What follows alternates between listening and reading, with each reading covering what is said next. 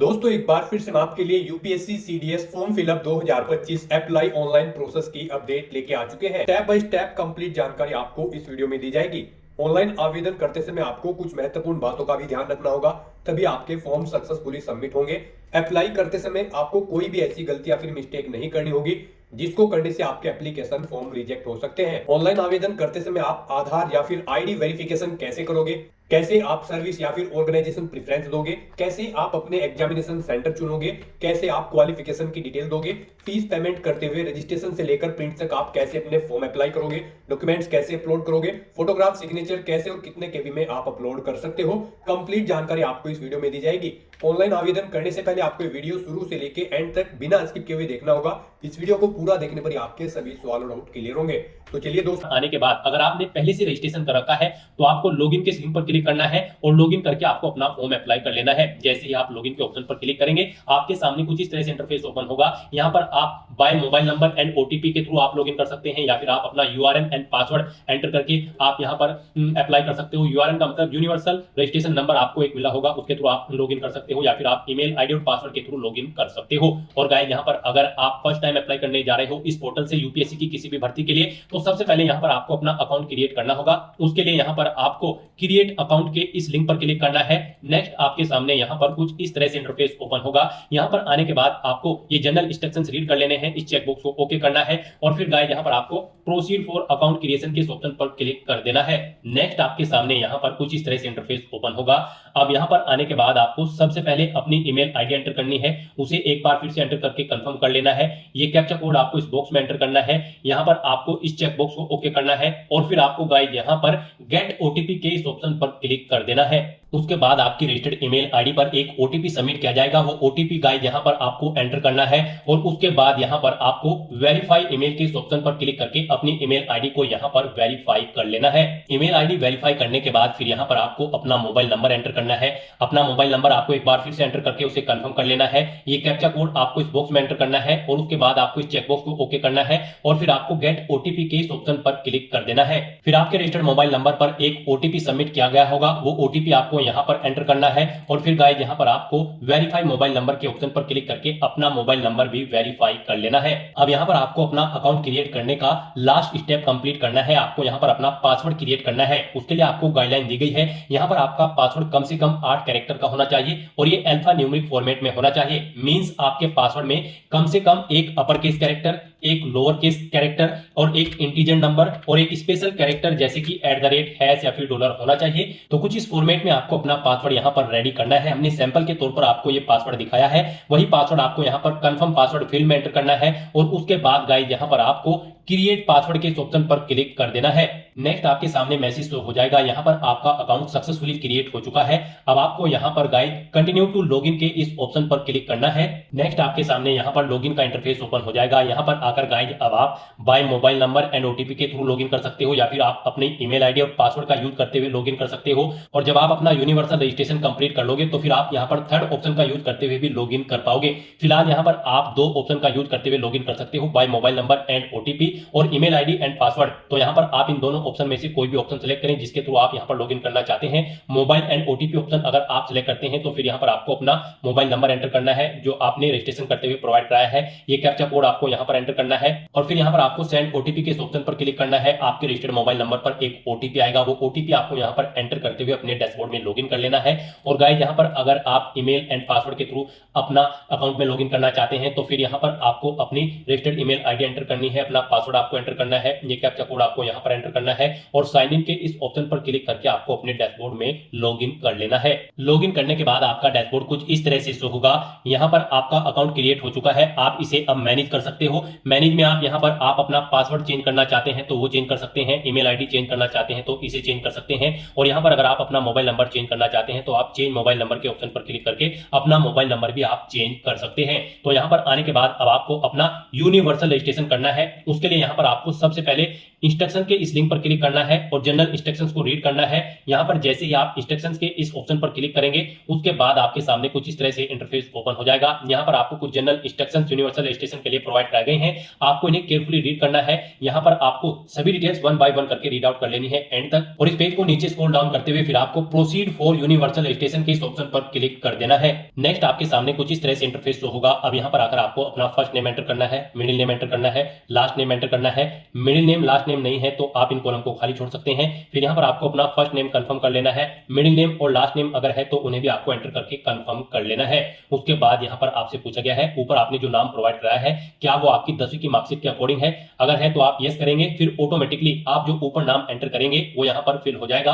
और अगर नहीं है सेम तो आप यहाँ पर नो ऑप्शन सेलेक्ट करेंगे। फिर यहाँ पर आपको एक एविडेंस देना होगा, valid readable copy of gadget notification की, और फिर यहाँ पर आपको अपना फर्स्ट नेम देना है, मिडिल नेम देना है, लास्ट नेम देना है। जो आपकी 10वीं के मार्कशीट के अकॉर्डिंग नहीं है उसे फिर ऐसे ही आपको यहाँ पर दोबारा से एंटर करके कंफर्म कर लेना है। गैजेट नोटिफिकेशन इशू अथॉरिटी का नाम सेलेक्ट करना है जिसने आपको गैजेट नोटिफिकेशन इशू किया है, डिस्ट्रिक्ट सेलेक्ट करना है जहां से आपको वो नोटिफिकेशन मिला है गैजेट का, और फिर आपको गैजेट नोटिफिकेशन नंबर यहाँ पर देना है, इशू डेट यहाँ पर आपको एंटर करनी है, और फिर यहाँ पर आपको अपना वो नोटिफिकेशन अपलोड करना है। 50 KB से 300 KB के बीच में उसका साइज होना चाहिए, पीडीएफ फॉर्मेट में आपका डॉक्यूमेंट होना चाहिए। आपको चूज फाइल बटन पर क्लिक करना है, फाइल को सिलेक्ट करना है और अपलोड गैजेट डॉक्यूमेंट के ऑप्शन पर क्लिक करके आपको अपना यहाँ पर ये नेम का सर्टिफिकेट अपलोड कर देना है गैजेट डॉक्यूमेंट। और अगर यहाँ पर गाइस आपका नाम सेम है तो बस यहाँ पर आप यस ऑप्शन सेलेक्ट करेंगे, ऑटोमेटिकली यहाँ पर आपका नाम जो आप ऊपर एंटर करेंगे वही यहाँ पर फिल हो जाएगा। उसके बाद यहाँ पर आपको जेंडर सेलेक्ट करना है अपना, उसे एक बार फिर से सिलेक्ट करके कंफर्म कर लेना है। फिर यहाँ पर आपको अपनी डेट ऑफ बर्थ एंटर करनी है, पहले डे फिर मंथ फिर ईयर, फिर उसे एक बार फिर से एंटर करके कंफर्म कर लेनी है। उसके बाद यहाँ पर आपको अपने फादर का फुल नेम देना है, उसे एक बार फिर से एंटर करके कंफर्म कर लेना है। मदर का नाम देना है, उसे भी कंफर्म कर लेना है। कोई गार्जियन का नाम देना चाहते हैं तो आप वो एंटर करें, उसे भी कंफर्म कर ले। और फिर यहाँ पर गाइस आप नेक्स्ट एंड रिव्यू के इस ऑप्शन पर क्लिक कर दें। फिर आपने जो पीछे डिटेल प्रोवाइड कराई है उसका पूरा प्रीव्यू यहाँ पर आपको शो कर दिया गया है। आपको सभी डिटेल केयरफुली चेकआउट करनी है, कहीं पर कोई मिस्टेक है तो आप एडिट के बटन पर क्लिक करके एडिट कर सकते हैं। और अगर सभी चीजें ओके हैं तो फिर यहाँ पर बस अब आपको सबमिट के ऑप्शन पर क्लिक करना है और अपनी आइडेंटिटी प्रोफाइल की डिटेल को सबमिट कर देना है। नेक्स्ट यहाँ पर आपको अपनी 10वीं क्लास की डिटेल प्रोवाइड करनी है।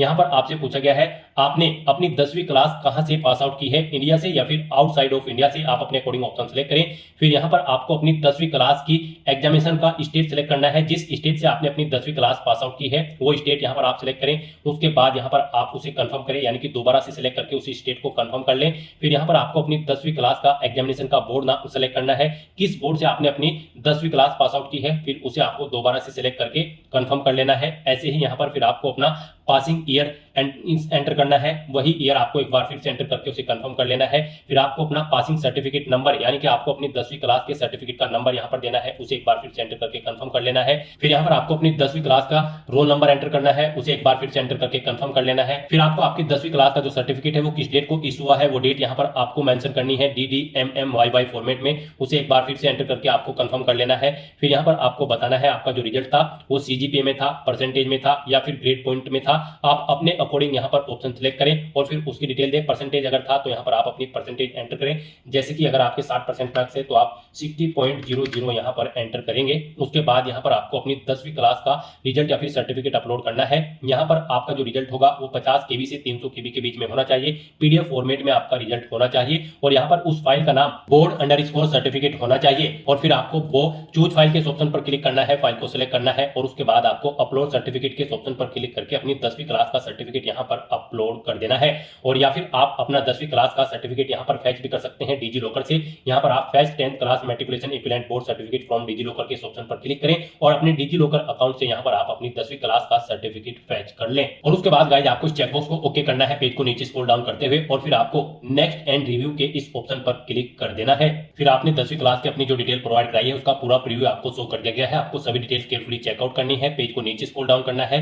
कहीं पर कोई मिस्टेक है तो आप एडिट के बटन पर क्लिक करके एडिट कर सकते हैं, नहीं तो फिर यहाँ पर आपको सबमिट के ऑप्शन पर क्लिक कर देना है। नेक्स्ट यहाँ पर आपको अपनी आईडी की डिटेल प्रोवाइड करनी है। यहाँ पर अब आपसे पूछा गया है कि क्या आपके पास आधार कार्ड है और यहाँ पर आप उसके थ्रू अपना वेरिफिकेशन करना चाहते हैं। आपको I have been issued Aadhaar card and consent to proceed for verification के ऑप्शन पर क्लिक करना है और यहाँ पर इस चेकबॉक्स को ओके करना है। और उसके बाद आपको यहाँ पर अपना आधार नंबर एंटर करना है, ये कैप्चा कोड आपको यहाँ पर एंटर करना है और गेट आधार ओटीपी के ऑप्शन पर क्लिक करके आपको यहाँ पर अपना आधार वेरीफाई कर लेना है।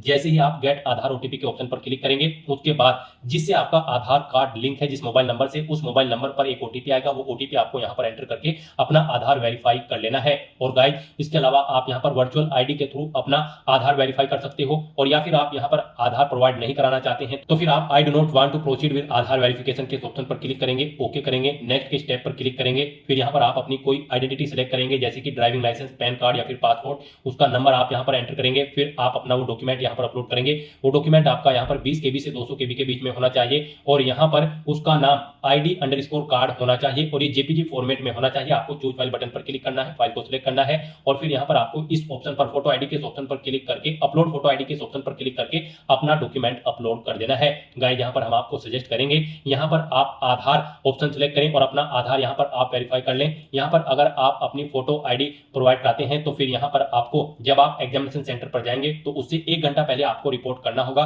और फिर वहां पर आपको अपना आधार वेरीफाई कराना होगा। तो बेटर यही होगा यहाँ पर आप आधार कार्ड ऑप्शन का यूज करते हुए यहीं पर ही आप अपना आधार वेरीफाई कर लें। यहाँ पर आप I have been issued Aadhaar card and consent to proceed for verification के ऑप्शन पर क्लिक करें। इस चेकबॉक्स को ओके करें, अपना आधार नंबर यहाँ पर आप एंटर करें, ये कैप्चा कोड आप यहाँ पर एंटर करें और फिर उसके बाद आप गेट आधार ओटीपी के ऑप्शन पर क्लिक करें। फिर आपके मोबाइल नंबर पर एक ओटीपी आएगा जिससे आपका आधार लिंक है। वो ओटीपी आपको यहाँ पर एंटर करके अपना आधार वेरीफाई कर लेना है और फिर आपको नेक्स्ट एंड रिव्यू के इस ऑप्शन पर क्लिक कर देना है। फिर आपने जो डिटेल प्रोवाइड कराई होगी उसका आपको प्रीव्यू शो कर दिया जाएगा और उसके बाद गाइस आपको एडिट करना है तो आप एडिट कर सकते हैं, नहीं तो आपको सबमिट के ऑप्शन पर क्लिक कर देना है। नेक्स्ट आपको आपके यूनिवर्सल रजिस्ट्रेशन का पूरा प्रीव्यू शो कर दिया गया है। आपको सभी डिटेल्स केयरफुली चेकआउट करनी है।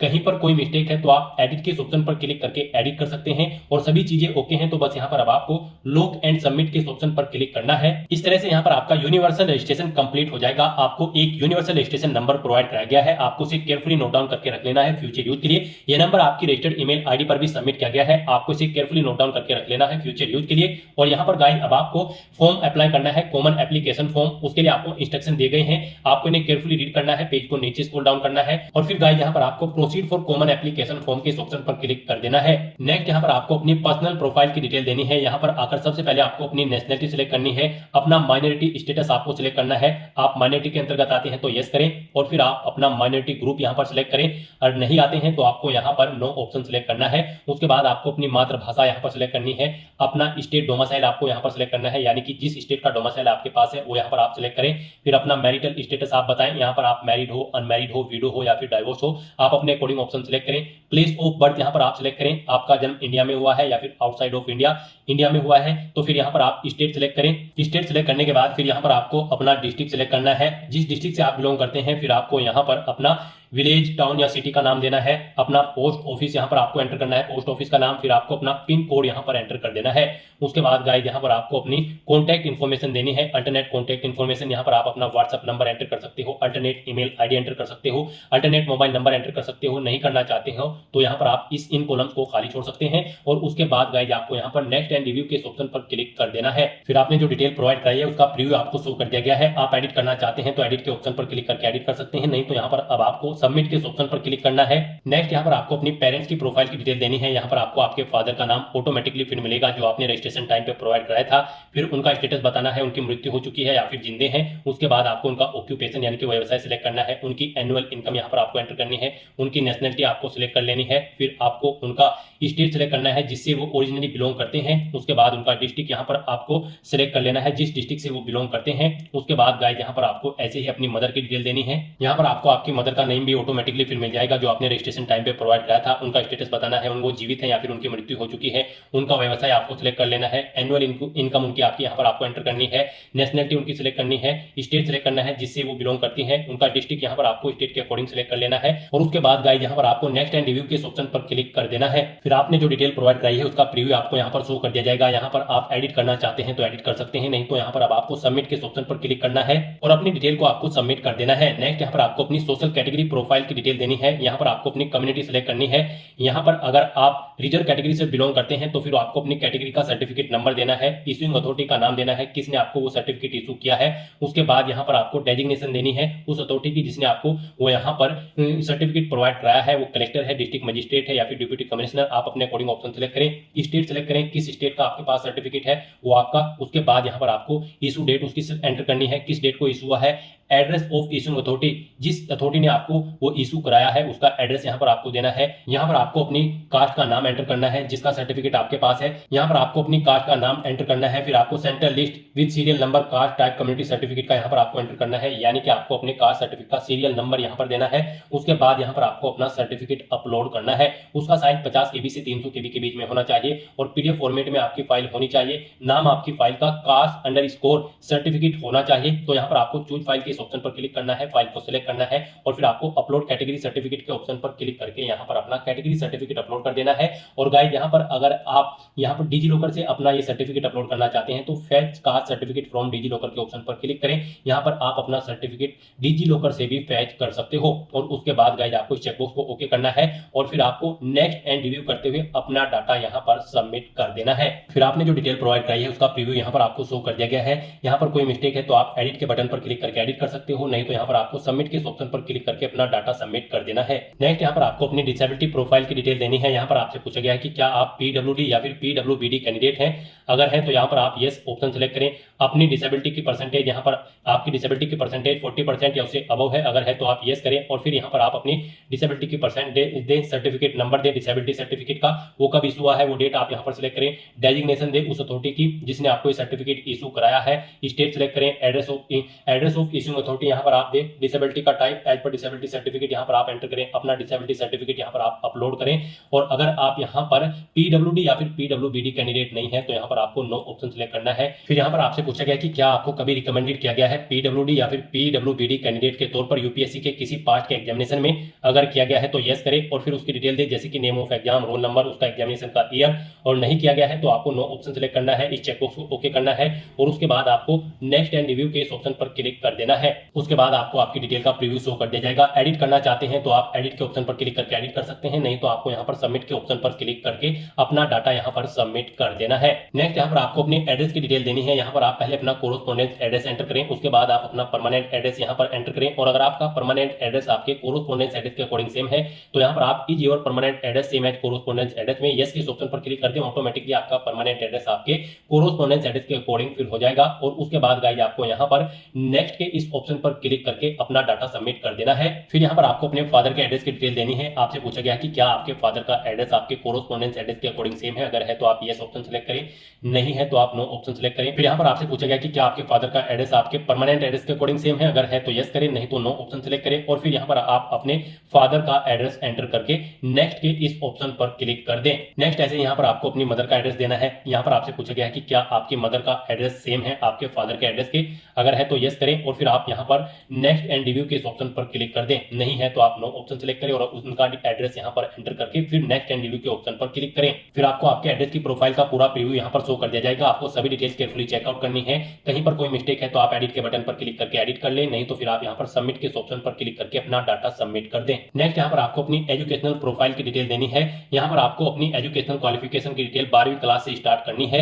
यहाँ पर आपसे पूछा गया कि क्या आपने अपनी एजुकेशन इंडिया से पास आउट की है या फिर आउटसाइड ऑफ इंडिया। आप अपने अकॉर्डिंग ऑप्शन सेलेक्ट करें। गाइस यहाँ पर आपको अपनी 12वीं क्लास से लेकर आपकी जो भी हायर क्वालिफिकेशन है उस तक की पूरी डिटेल यहाँ पर आपको प्रोवाइड करा देनी है। जैसे कि अगर आपने ग्रेजुएशन, पोस्ट ग्रेजुएशन या फिर PhD कर रखी है तो उनकी डिटेल्स भी यहाँ पर आपको प्रोवाइड करनी है। लेकिन सबसे पहले यहाँ पर आपको अपनी 12वीं क्लास की डिटेल प्रोवाइड करनी है, यानी कि आपको 12वीं क्लास की डिटेल से ही यहाँ पर अपनी क्वालिफिकेशन की डिटेल को ऐड करना स्टार्ट करना है। यहाँ पर सबसे पहले आपको अपनी क्वालिफिकेशन का लेवल सिलेक्ट करना है, हायर सेकेंडरी 10+2। उसके बाद यहाँ पर आपको अपनी क्वालिफिकेशन लेवल का स्टेटस बताना है, आपने कंप्लीट कर ली है या फिर अपियर्ड हो। कंप्लीट अगर कर ली है तो फिर यहाँ पर आपको अपनी क्वालिफिकेशन का पासिंग स्टेट सिलेक्ट करना है, जिस स्टेट से आपने अपनी 12वीं क्लास पास आउट की है। उसके बाद आपको एग्जामिनेशन बोर्ड का नाम सिलेक्ट करना है, जिस बोर्ड से आपने अपनी 12वीं क्लास पास आउट की है। उसके बाद आपको स्कूल, इंस्टीट्यूट या कॉलेज का नाम देना है। फिर यहाँ पर आपको अपनी 12वीं क्लास के सब्जेक्ट एंटर करने हैं। यहाँ पर आपको 1 बाय 1 करके अपनी 12th क्लास के सब्जेक्ट एंटर कर देने हैं, कोमा लगाते हुए, जैसे यहाँ पर आपको एग्जाम्पल के तौर पर दिखाया गया है। फिजिक्स, मैथमेटिक्स, कॉमर्स या फिर जो भी आपके पास सब्जेक्ट है वो यहाँ पर आपको एंटर कर देने हैं। फिर यहाँ पर आपको अपनी 12वीं क्लास का रोल नंबर देना है, डेट ऑफ क्वालिफिकेशन देनी है, कब आपकी 12th यहाँ पर कंप्लीट हुई है, कंप्लीशन डेट यहाँ पर आपको देनी है, सर्टिफिकेट इशू आपको, या फिर आप वो भी डेट दे सकते हैं जब आपको यहाँ पर 12वीं क्लास का सर्टिफिकेट इशू हुआ था DDMMYY फॉर्मेट में। उसके बाद यहाँ पर आपको अपना बताना है कि आपने 12वीं क्लास का जो रिजल्ट था वो CGPA में है, परसेंटेज में है या फिर GPA ग्रेड पॉइंट एवरेज में है। आप अपने अकॉर्डिंग ऑप्शन सेलेक्ट करें। परसेंटेज में अगर है तो यहाँ पर आप अपनी परसेंटेज एंटर करें। उसके बाद यहाँ पर आपको अपना मीडियम बताना है, स्ट्रीम कोर्स का। आपका जो कोर्स था वो इंग्लिश में था, हिंदी हिंदी में था, गुजराती में था, जिस भी लैंग्वेज में था आप यहाँ पर ऑप्शन सेलेक्ट करें और फिर आप यहाँ पर ऐड के इस ऑप्शन पर क्लिक करके अपनी ये डिटेल यहाँ पर ऐड कर दें। इस तरह से यहाँ पर आपकी 12th क्लास की डिटेल सक्सेसफुली ऐड हो जाएगी। उसके बाद आपको यहाँ पर अगर आपने 12वीं से ऊपर भी कोई क्वालिफिकेशन कर रखी है जैसे कि ग्रेजुएशन या फिर पोस्ट ग्रेजुएशन, तो उसकी डिटेल भी यहाँ पर आपको प्रोवाइड कर देनी है। आपको दोबारा से यहाँ पर सिलेक्ट करना है जहां से आपने अपनी 12th से ऊपर की क्वालिफिकेशन कंप्लीट की है, आपने इंडिया या फिर आउटसाइड ऑफ इंडिया जहां से भी अपनी क्वालिफिकेशन की है ऑप्शन सेलेक्ट करें। फिर यहाँ पर आने के बाद आपको अपना क्वालिफिकेशन का लेवल सेलेक्ट कर लेना है, ग्रेजुएशन या फिर पोस्ट ग्रेजुएशन, और सेम ऐसे ही यहाँ पर आपको अपनी डिटेल देनी है। क्वालिफिकेशन का लेवल यानी कि स्टेटस सेलेक्ट करना है, आपने कंप्लीट कर ली है या फिर आप एपियर्ड हो। फिर यहाँ पर आपको बताना है किस में आपने अपनी ग्रेजुएशन की है, मेडिकल, इंजीनियरिंग, साइंस या ह्यूमैनिटी, आप अपने अकॉर्डिंग ऑप्शन सेलेक्ट करें। फिर यहाँ पर आपको पासिंग स्टेट सेलेक्ट करना है, बोर्ड या यूनिवर्सिटी का नाम सेलेक्ट करना है जिससे आपने अपनी ग्रेजुएशन की है, स्कूल, इंस्टीट्यूट या कॉलेज का नाम देना है। उसके बाद यहाँ पर आपको अपनी डिग्री का नाम सेलेक्ट करना है, जो भी आपके पास डिग्री है। उसके बाद आपको अपने सब्जेक्ट या फिर ब्रांच के नाम देने हैं, अपना रोल नंबर देना है। फिर आपको डेट ऑफ क्वालिफिकेशन कंप्लीशन, जब आपकी कंप्लीट हो चुकी थी आपकी क्वालिफिकेशन, आपको सर्टिफिकेट इशू हुआ है, वो डेट यहाँ पर आपको एंटर करनी है। फिर आपको मार्क्स यहाँ पर परसेंटेज में आए हैं, जीपीए में आए हैं या फिर सीजीपीए में, आप अपने अकॉर्डिंग ऑप्शन सेलेक्ट करें। और फिर यहाँ पर अगर परसेंटेज में आए हैं तो आप परसेंटेज एंटर करें। यहाँ पर मीडियम सेलेक्ट करें जिसमें आपने अपनी ग्रेजुएशन कंप्लीट की है, जिस लैंग्वेज में आप वो लैंग्वेज यहाँ पर सेलेक्ट करें। और उसके बाद गाइस यहाँ पर आप ऐड के ऑप्शन पर क्लिक करके अपनी ग्रेजुएशन या फिर पोस्ट ग्रेजुएशन की डिटेल यहाँ पर ऐसे ही ऐड कर दें। इस तरह से यहाँ पर आपको अपनी सभी क्वालिफिकेशन की डिटेल ऐड करके प्रीव्यू एंड नेक्स्ट के ऑप्शन पर क्लिक करना है। उसके बाद आपने जो क्वालिफिकेशन की डिटेल प्रोवाइड कराई है उसका प्रीव्यू आपको शो कर दिया गया है। आपको सभी डिटेल्स केयरफुली चेकआउट करनी है। कहीं पर कोई मिस्टेक है तो आप एडिट के बटन पर क्लिक करके एडिट कर लें, नहीं तो यहाँ पर आपको सबमिट के ऑप्शन पर क्लिक करके अपना डाटा सबमिट कर देना है। नेक्स्ट यहाँ पर आपको अपनी एम्प्लॉयमेंट की डिटेल प्रोवाइड करनी है। यहाँ पर आपसे पूछा गया कि क्या आप सेल्फ एम्प्लॉय हैं, अगर हैं तो आप यस ऑप्शन सेलेक्ट करें, उसकी डिटेल दें। जैसे कि यहाँ पर नेचर ऑफ एम्प्लॉयमेंट का नेचर आपको देना है, मंथली इनकम देनी है, कब से कब तक आप कार्यरत है वो डेट आप यहाँ पर एंटर करें। अगर फिलहाल में भी आप वर्किंग है तो आप यस के ऑप्शन पर क्लिक करें। यहाँ पर ऑर्गेनाइजेशन का नाम दे, एड्रेस दे और ऐड के बटन पर क्लिक करके अपनी डिटेल ऐड कर दें। और गाइस अगर आप यहाँ पर सेल्फ एम्प्लॉय नहीं है तो आपको नो ऑप्शन सेलेक्ट करना है और फिर आपको नेक्स्ट के ऑप्शन पर क्लिक कर देना है। उसके बाद यहाँ पर आपसे पूछा गया है कि क्या आप यहाँ पर एम्प्लॉय हैं, अगर हैं तो आप यस ऑप्शन सेलेक्ट करें और उसकी डिटेल दें। जैसे कि employer type, designation, monthly income कितनी है वो आप एंटर करें, एम्प्लॉयमेंट का टाइप यहाँ पर आप सेलेक्ट करें। और अगर आप यहाँ पर एम्प्लॉय नहीं है तो आपको नो ऑप्शन सेलेक्ट कर लेना है और फिर आपको प्रीव्यू एंड नेक्स्ट के ऑप्शन पर क्लिक करना है। यहाँ पर आपको आपके एम्प्लॉयमेंट का प्रीव्यू शो कर दिया जाएगा। कोई मिस्टेक है तो आप एडिट बटन पर क्लिक करके एडिट कर सकते हो, नहीं तो आपको सबमिट के ऑप्शन पर क्लिक करके अपने डाटा को यहाँ पर सबमिट कर देना है। उसके बाद यहाँ पर आपको अपनी अचीवमेंट्स की डिटेल प्रोवाइड करनी है। यहाँ पर आपसे पूछा गया कि क्या आपको कोई अचीवमेंट है, अगर है तो आप यहाँ पर यस ऑप्शन सेलेक्ट करें और फिर प्राइज, मेडल या फिर स्कॉलरशिप, जो भी जिस चीज का भी आपको अचीवमेंट है वो यहाँ पर आप एंटर करें। स्पोर्ट्स या फिर एनसीसी है तो उसकी डिटेल दें। यहाँ पर आप लीडरशिप है किसी स्कूल या कॉलेज में तो उसकी डिटेल दें। कोई अदर एक्स्ट्रा करिकुलम एक्टिविटीज है तो उसकी डिटेल आप प्रोवाइड करा सकते हैं। और अगर आपको कोई अचीवमेंट नहीं है तो यहाँ पर आप नो ऑप्शन सेलेक्ट करें, नेक्स्ट एंड प्रीव्यू के ऑप्शन पर क्लिक करें और फिर यहाँ पर आप सबमिट के इस ऑप्शन पर क्लिक करके अपना डाटा सबमिट कर दें। फिर यहाँ पर आपसे पूछा गया कि क्या इससे पहले भी आप यूपीएससी के किसी एग्जाम में पार्टिसिपेट किए हैं, अपियर हुए हो, तो यहाँ पर अगर हुए हैं तो आप यस ऑप्शन सेलेक्ट करें। फिर आपको name of exam, recruitment test या फिर सिलेक्शन का नाम देना है, एग्जामिनेशन ईयर देना है, अपना रोल नंबर देना है। और अगर नहीं हुए हो तो यहाँ पर आपको नो ऑप्शन सेलेक्ट करना है और फिर आपको नेक्स्ट के ऑप्शन पर क्लिक कर देना है। उसके बाद आपसे पूछा गया कि क्या आपको यूपीएससी ने कभी किसी एग्जाम में बैठने से रोका है, अगर रोका है तो यस करें और फिर उसकी डिटेल दें, नहीं रोका है तो आप नो ऑप्शन सेलेक्ट करें। और उसके बाद गाइस आप नेक्स्ट एंड प्रीव्यू के ऑप्शन पर क्लिक करें। आपको ये प्रीव्यू शो होगा, आप इसे चेकआउट करें। एडिट करना चाहते हैं तो एडिट कर सकते हैं, नहीं तो यहाँ पर आपको अब सबमिट के ऑप्शन पर क्लिक करना है और अपना डाटा यहाँ पर आपको सबमिट कर देना है। नेक्स्ट यहाँ पर आपको अपना फोटो और सिग्नेचर अपलोड करने हैं।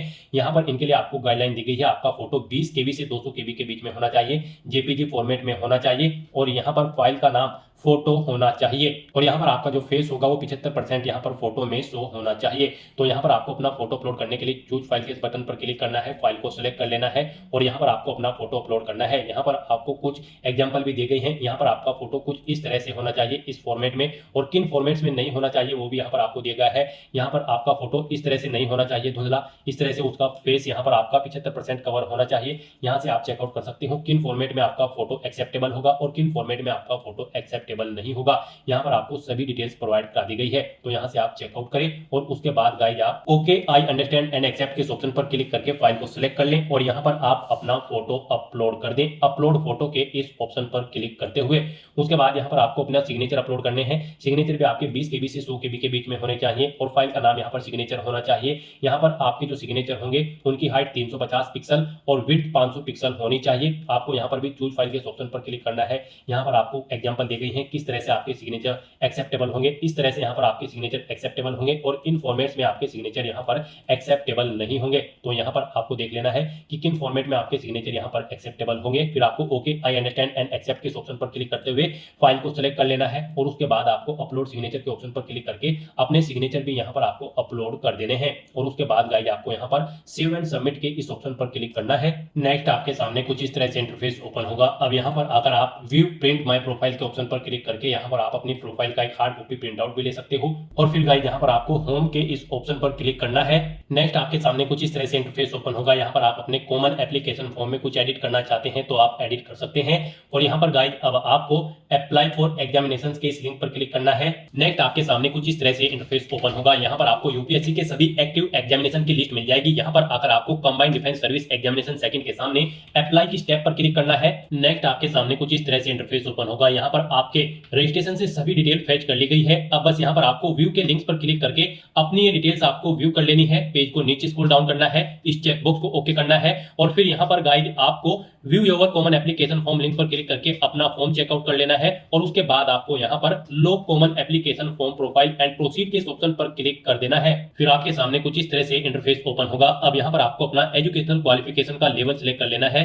गाइड यहाँ पर आप ऑफिशियल नोटिफिकेशन से चेकआउट कर सकते हो। आईएमए इंडियन मिलिट्री एकेडमिक और ऑफिसर ट्रेनिंग एकेडमी के लिए आपके पास यहाँ पर कोई बैचलर डिग्री होनी जरूरी है किसी वेल रिकॉग्नाइज्ड यूनिवर्सिटी से किसी भी रिलेवेंट डिसिप्लिन के अंतर्गत। और इंडियन नेवल एकेडमी के लिए आपके पास इंजीनियरिंग डिग्री होनी जरूरी है। और एयरफोर्स एकेडमी के लिए आपके पास यहाँ पर कोई डिग्री होनी जरूरी है, बैचलर डिग्री। और 12वीं में आपके पास फिजिक्स और मैथमेटिक्स एक सब्जेक्ट के तौर पर होने चाहिए और प्लस यहाँ पर या फिर आपके पास बैचलर इंजीनियरिंग डिग्री होनी रिक्वायर्ड है। तो यहाँ पर आपको अपने अकॉर्डिंग अपनी एजुकेशनल क्वालिफिकेशन सिलेक्ट कर लेनी है। यहाँ पर आप अपनी एजुकेशनल क्वालिफिकेशन सिलेक्ट करें, पास या फिर appeared the final year of engineering degree exam, या फिर पास या appeared the final year degree of equivalent examination with physics and mathematics, या फिर appeared the final year degree और equivalent examination with other subject. आप अपने according यहाँ पर अपनी क्वालिफिकेशन सिलेक्ट करें। उसके बाद यहाँ पर आपको अपने डिग्री सर्टिफिकेट का नंबर या फिर इनरोलमेंट नंबर या फिर रोल नंबर एंटर करना है। फिर आपको कब इशू हुआ है आपका डिग्री का सर्टिफिकेट, वो डेट आपको यहाँ पर एंटर करनी है। फिर यहाँ पर आपको डेजिग्नेशन देनी है अथॉरिटी की जहां से आपको डिग्री या सर्टिफिकेट मिला है, यानी कि आपने जिस यूनिवर्सिटी से अपनी डिग्री ऑब्टेन की है वो उसका नाम यहाँ पर आपको कंप्लीट नेम एंटर करना है और उसका एड्रेस यहाँ पर आपको एंटर कर देना है जहां पर आपकी यूनिवर्सिटी सिचुएटेड है। फिर यहाँ पर आपको अपनी बैचलर डिग्री या सर्टिफिकेट अपलोड करना है। उसके लिए आपको अपलोड बैचलर डिग्री सर्टिफिकेट के ऑप्शन पर क्लिक करना है। उसके बाद आपको अपलोड बैचलर डिग्री / सर्टिफिकेट के ऑप्शन पर क्लिक करके अपनी ये डिग्री या सर्टिफिकेट अपलोड कर देना है। आपका इस सर्टिफिकेट का नाम बैचलर सर्टिफिकेट होना चाहिए और उसका साइज 50 KB से 30 KB के बीच में होना चाहिए। फाइल आपकी PDF फॉर्मेट में होनी चाहिए। तो यहाँ पर आपको अपनी डिग्री सर्टिफिकेट अपलोड कर देना है। फिर आपको इस पेज को नीचे स्क्रॉल डाउन करना है और फिर आपसे पूछा गया है कि क्या आपके पास करंट में वैलिड कमर्शियल पायलट का लाइसेंस है जो कि आपको इशू किया गया है DGCA इंडिया के द्वारा। अगर है तो आप यस करें और नहीं है तो आप नो ऑप्शन सिलेक्ट करेंगे। फिर यहाँ पर आपसे पूछा गया कि क्या आपके पास NCC का C सर्टिफिकेट है, senior division army navy air force के लिए। अगर है तो यहाँ पर आप ऑप्शन सिलेक्ट करें आर्मी नेवी एयरफोर्स, नहीं है तो आप नन ऑप्शन सिलेक्ट करेंगे। फिर आपसे पूछा गया कि क्या आप सैनिक या मिलिट्री स्कूल के स्टूडेंट हैं, अगर है तो यस करें, नहीं तो नो ऑप्शन सिलेक्ट करें। फिर यहाँ पर आपसे पूछा गया कि क्या आपने आर्म फोर्सेज में सर्विस की है, अगर की है तो यस करें, नहीं तो नो ऑप्शन सिलेक्ट करें। और उसके बाद गाइस यहाँ पर आपको नेक्स्ट एंड रिव्यू के इस ऑप्शन पर क्लिक कर देना है। नेक्स्ट यहाँ पर आपको अपनी सर्विस प्रेफरेंस देनी है। यहाँ पर आप जिस ऑर्गेनाइजेशन को फर्स्ट नंबर पर प्रेफरेंस देना चाहते हैं उसके सामने आपको 1 एंटर करना है। जिसे आप सेकंड प्रेफरेंस देना चाहते हैं उसके सामने आप 2 प्रेस करें। जिसे थर्ड नंबर पर रखना चाहते हैं उसके सामने 3rd और जिसे 4th पर उसके सामने आपको 4th एंटर करना है। और अगर आप किसी के लिए अनएलिजिबल है तो उसके सामने आपको 0 एंटर कर देना है। इस तरह से अपनी सर्विस प्रेफरेंस की डिटेल देने के बाद फिर आपको नेक्स्ट एंड रिव्यू के इस ऑप्शन पर क्लिक कर देना है। फिर आपको आपकी इस डिटेल का प्रीव्यू शो कर दिया जाएगा। कहीं पर कोई मिस्टेक है तो आप एडिट बटन पर क्लिक करके एडिट कर सकते हो, नहीं तो यहाँ पर अब आपको नेक्स्ट एंड सबमिट के ऑप्शन पर क्लिक कर देना है। नेक्स्ट यहाँ पर आपको अपना एग्जामिनेशन सेंटर सेलेक्ट करना है। यहाँ पर आप अपना एग्जामिनेशन सेंटर सेलेक्ट करें जहाँ पर आप एग्जाम में पार्टिसिपेट करना चाहते हैं। फिर आपको ये इंस्ट्रक्शंस रीड करने हैं और उसके बाद गाइड आपको नेक्स्ट एंड रिव्यू के इस ऑप्शन पर क्लिक कर देना है। फिर आपको आपकी इस डिटेल का प्रीव्यू शो कर दिया गया है। आप एडिट करना चाहते हैं तो एडिट के बटन पर क्लिक करके एडिट कर सकते हैं, नहीं तो यहाँ पर अब आपको सबमिट के ऑप्शन पर क्लिक कर देना है। और उसके बाद गाइड यहाँ पर आपको I have read the declaration and agree finally submit के इस ऑप्शन पर क्लिक कर देना है। इस तरह से यहाँ पर आपका यूपीएससी सीडीएस सेकंड का एप्लीकेशन फॉर्म सक्सेसफुली सबमिट हो जाएगा अगर आप रिजर्व कैटेगरी से बिलोंग करते हैं। और गाइड अगर आप यहाँ पर जनरल ओबीसी कैंडिडेट हैं तो पहले आपको 200 रुपए फीस के रूप में जमा कराने होंगे, जो कि आप debit card, credit card, net banking या फिर यूपीआई के माध्यम से जमा करा सकते हो। अगर आप SC/ST फीमेल कैंडिडेट हैं तो फिर आपको फीस जमा नहीं करानी है, आपका फॉर्म सबमिट हो चुका है। यहाँ पर अनरिजर्व कैटेगरी कैंडिडेट को पहले फीस पेमेंट करना है, उसके बाद उनका फॉर्म सबमिट होगा और उसका प्रिंट आउट उसके बाद अब उनको ले लेना होगा। तो यहाँ पर अब आपको अपने फॉर्म का प्रिंट आउट लेने के लिए प्रिंट के ऑप्शन पर क्लिक करना है और अपने एप्लीकेशन फॉर्म का एक हार्ड कॉपी प्रिंट आउट ले लेना है फ्यूचर यूज के लिए, फ्यूचर रेफरेंस के लिए। फिर आपको होम के ऑप्शन पर क्लिक करके अपने डैशबोर्ड में आ जाना है। यहाँ पर आपका यूपीएससी सीडीएस सेकंड एग्जाम का फॉर्म सक्सेसफुली सबमिट हो चुका है। उसे चेकआउट करने के लिए अब यहाँ पर आपको माई एप्लीकेशंस के इस लिंक पर क्लिक करना है। नेक्स्ट आपके सामने कुछ इस तरह से इंटरफेस ओपन होगा। यहाँ से आप चेकआउट कर सकते हो आपका combined defence service examination second का जो फॉर्म है वो यहाँ पर सक्सेसफुली सबमिट हो चुका है। इस डेट और टाइम को यहाँ पर आप गाइड इस ऑप्शन पर क्लिक करके अपने एप्लीकेशन फॉर्म का प्रिंट आउट यहाँ से भी ले सकते हो फ्यूचर यूज के लिए, फ्यूचर रेफरेंस के लिए। तो दोस्तों ऐसे आप यूपीएससी सीडीएस सेकंड एग्जाम के लिए भी अपना फॉर्म अप्लाई कर सकते हो बिना कोई मिस्टेक किए हुए। आज की इस वीडियो में बस इतना ही। आई होप ये वीडियो आपको पसंद आई होगी। अगर पसंद आई हो तो इसे लाइक और शेयर करें, चैनल पर नए हो तो इसे सब्सक्राइब कर लें। Thanks for watching.